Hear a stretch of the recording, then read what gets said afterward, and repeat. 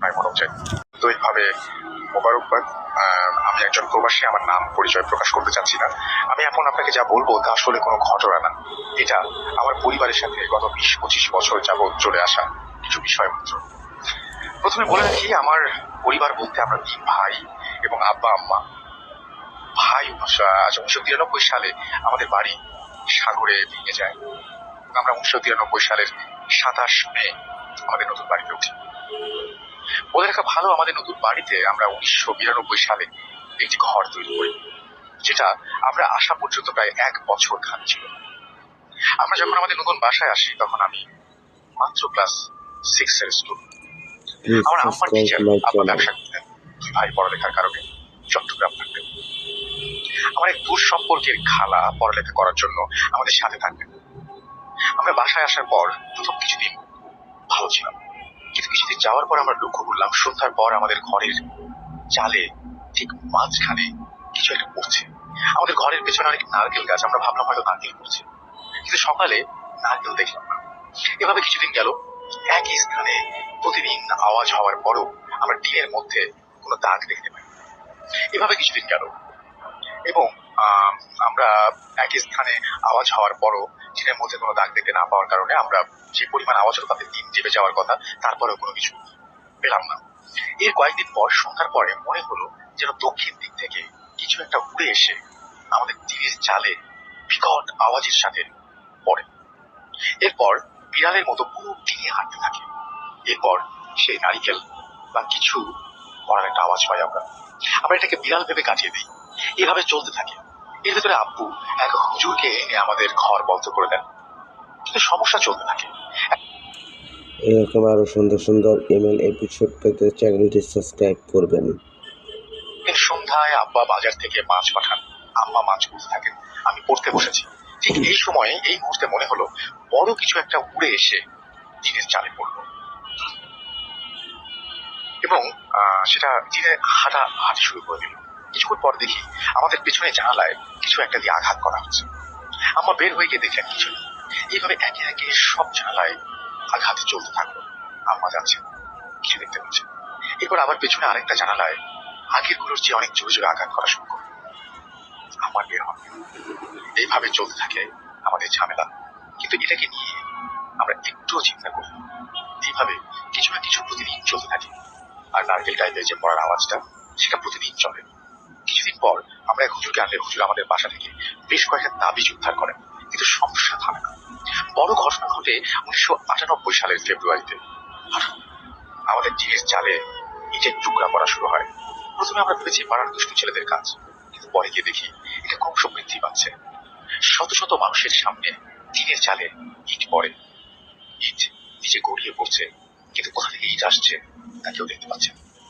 একসময় আমরা লক্ষ্য করলাম এগুলো সব আমাদের বাসার ভেতর বিভিন্ন জায়গায় ছড়িয়ে থাকা ইট। সারাদিন এভাবে যাওয়ার পরে রাতে এক হুজুর এসে কিভাবে যেন এটা বন্ধ করে, কিন্তু পরের দিন সকালে আবার শুরু হয়। চিনে পাওয়া এক মহিলার মাধ্যমে এটা বন্ধ করা হয় এবং সে বলে যে কেউ একজন আমাদেরকে ডিস্টার্ব করার জন্য জিনের মাধ্যমে এই কাজ করিয়েছে। আমাদের বাসায় প্রতিদিন কিছু না কিছু একটা হচ্ছে। 2011 সালে আমি বিয়ে করি।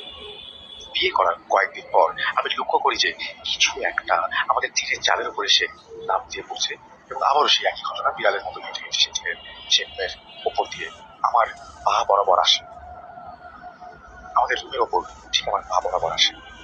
এরপর আমার ঠিক বাম পাশ বরাবর হেঁটে এসে আমার এবং আমার স্ত্রীর ঠিক মুখের ওপর দিয়ে অতিক্রম করে। এরকম আরো সুন্দর সুন্দর ইমেল শুনতে অবশ্যই চ্যানেলটি সাবস্ক্রাইব করুন। ধন্যবাদ। অতিক্রম করার পর আর আওয়াজ পাওয়া যায় না। আমি রুম চেঞ্জ করি, অন্য রুমে যাই। আমার আব্বা অসুস্থ হওয়ার কারণে আব্বা চট্টগ্রাম থাকে এবং আম্মাও বেশিরভাগ সময় চট্টগ্রাম থাকে।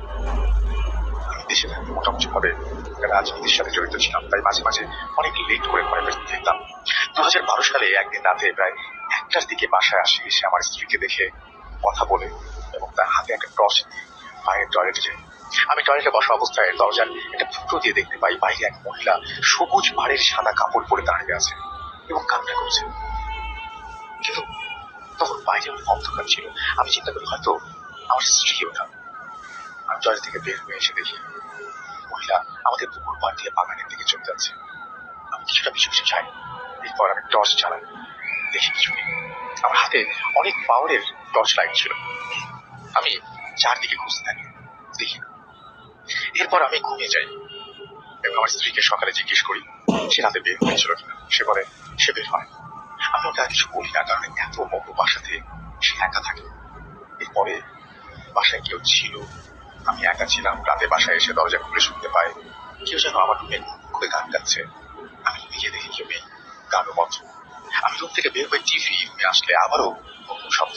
আমি আবার যাই, কিন্তু কিছু নেই। এরপর এটা চলতে থাকে। আমি আর রুমে যাই না, টিভি রুমে রাত কাটিয়ে দিই।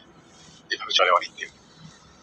রাজনীতির কারণে হামলা মামলা এসব নিয়ে এসব আসে, তাই ঘরের দরজায় কি আসছে সেটা দেখার জন্য আমি আমার একটা জানলাতে একটা আয়না ফিট করে রাখি। হঠাৎ একদিন রাতে দেখি দরজায় খুব আওয়াজ হচ্ছে। আমি ভাবছি যে হয়তো আমার বিরোধী কেউ।